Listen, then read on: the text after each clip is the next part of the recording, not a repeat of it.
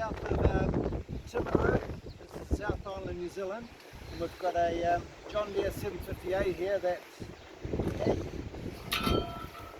had been electric with John Deere motors. John Deere motors are coming off, and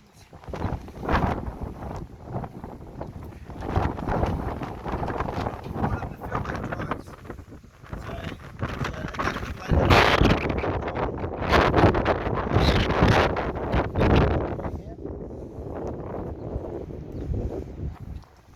So it's a FieldMate adapter plate with the e-drive motor, and so this is what you can do when the John Deere electric drive doesn't quite cut it on that power. You can put the FieldMate retrofit kit on. You still keep your good John Deere drill, because they're built to last, but the electric drive, you always refit the FieldMate system. So for more information, www.fieldmate.co.nz.